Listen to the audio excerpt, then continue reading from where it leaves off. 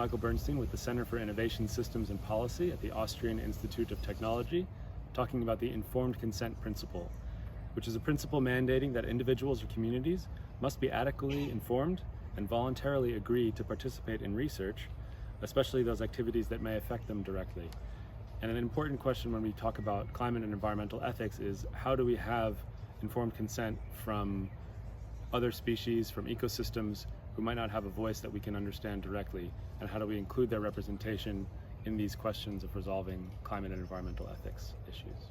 I'm Rose Heffernan from Women Engaged for a Common Future, and the Leave No One Behind principle aims to ensure that marginalised groups are not excluded from the benefits of environmental transitions and are actively protected from their burdens. So the people that are most affected by climate change and biodiversity loss, they need to be at the forefront of the green transition, and we need to ensure that their voices are heard the most, because quite often they are excluded from the spaces where all of the decisions about the green transition are made. The Do No Significant Harm principle requires avoiding actions that may cause physical, environmental, social harms, including direct and indirect long-term harms, specifically related to the European Union's environmental objectives. And some key questions with the Do No Significant Harm principle are: how do we know that benefits outweigh harms? How do we assess how significant harms are? Who has the right to say when they're harmed or not? And how are we making decisions about addressing these harms? Hi, I'm Alexandra Chavi from the Austrian Institute of Technology, from the Society of Futures Research Group.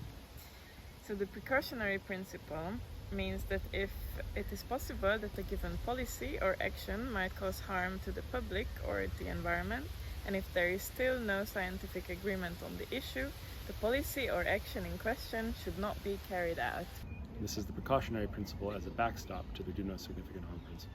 The polluter pays principle is a principle of distributive climate justice, supporting that emitters must pay because of their past and present contribution to climate change. So we can see this in the fact that all of the colonial countries are concentrated within the EU, and their history of colonialism meant that they were able to rapidly industrialize and develop their countries and economies.